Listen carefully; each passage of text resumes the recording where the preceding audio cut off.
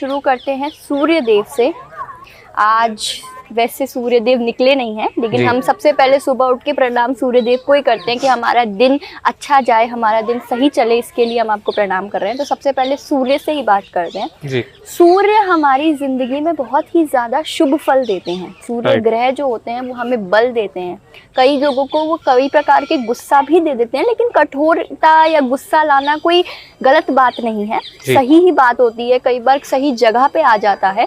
तो जो सूर्य देव होते हैं वो हमारे को लाइट देते हैं, वो हमारी ज़िंदगी में रोशनी लाते हैं, हमें बल देते हैं। अब इनको और बलशाली करने के लिए, या देखिए ये तो ग्रहों की चाल है, किसी की ऊंच है तो किसी की नीच है, किसी की सही है, तो उनको और अच्छा करने के लिए, उन्हें और बढ़ाने के लिए हम सूर्य देव को कैसे प्रसन्न करेंगे। महादेव के सामने हम तांबे के लोटे में जल डाल के उसे महादेव के ऊपर चढ़ाएंगे। और ज़्यादा से ज़्यादा कोई मंत्र नहीं, नॉर्मल बच्चा बड़ा सब ये मंत्र बोल सकते हैं, ओम नमः शिवाय।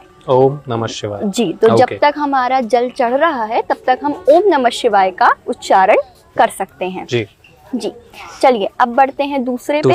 तो चंद्रमा, चंद्रमा बहुत ही कॉमन बात है, हर कोई जानता है आजकल। ये चंद्रमा सबसे पहले इमोशंस को बताते हैं, जो कितना ज्यादा इमोशनल है, अच्छा इसका चंद्रमा खराब है, अच्छा ये रो रहा है, अच्छा इसका चंद्रमा खराब है। भले ही चंद्रमा की विशेषताएं भी खूब है, ऐसा नहीं है, लेकिन हाँ जो बोला जाता है वो।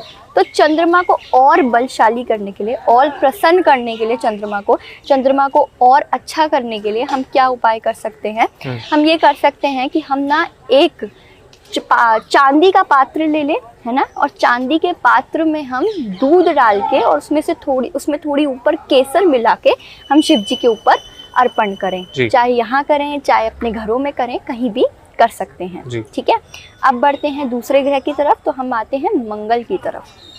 ठीक है। मंगल जो ग्रह है वो धरती से जुड़े रहते हैं, धरती के बहुत नीच के होते हैं।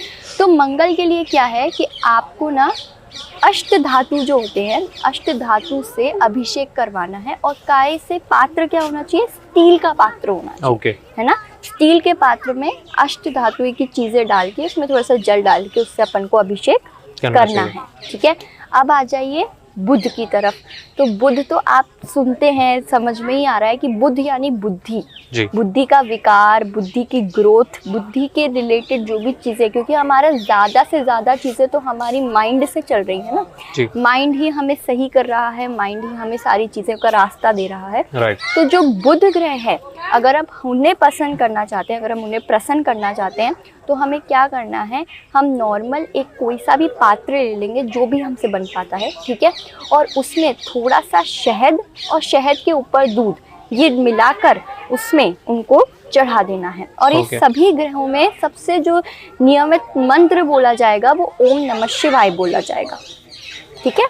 तो अब हम लोग बात करने जा रहे हैं बुध की। तो बुध, जब हम लोग बुध ग्रह को प्रसन्न करना चाहते हैं, तो हमने बताया आपको बुद्धि का, मैंने आपको बताया कि उसकी बुद्धि के विकार का। तो उसमें क्या है, स्टील का पात्र लेना है। ठीक है। स्टील के पात्र में थोड़ा सा दूध और उसके ऊपर मिश्री मिला के हमें शिव जी के ऊपर अर्पित कर देना है। ठीक है।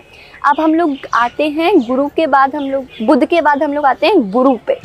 गुरु यानी गुरु, हमारे जो गुरु हैं, जो हमें सिखा रहे हैं, जो हमें आगे बढ़ा रहे हैं, जो हमें चीजें बता रहे हैं, करा रहे हैं, है ना। इनके लिए हम लोग क्या करेंगे, केसर में पानी मिला के, और ये पात्र कौन सा होना चाहिए, सोने का पात्र। यदि किसी के पास सोने का पात्र नहीं है, यदि कोई सोने का पात्र अफोर्ड नहीं कर पा रहा है या उसके नहीं है, तो कुछ भी छोटा मोटा एक अंगूठी, कान का कुछ भी उस समय के लिए उसमें डाल के, पात्र के अंदर, कोई भी नॉर्मल पात्र के अंदर सोने की चीज डाल के उससे अभिषेक कर लिया जाए। ठीक है। पर कोशिश ज्यादा से ज्यादा ये रहती है कि कोई सोने का पात्र हो जिसमें अपन ये चीज डाल के उसे अपन अर्पित कर दें। ठीक है। अब हम लोग बात करने वाले हैं शुक्र की। तो शुक्र जो ग्रह है, उनको प्रसन्न करने के लिए, उन्हें और बलवान बनाने के लिए हमें क्या करना है, हमें ना आभूषण का एक पात्र आता है। ठीक है।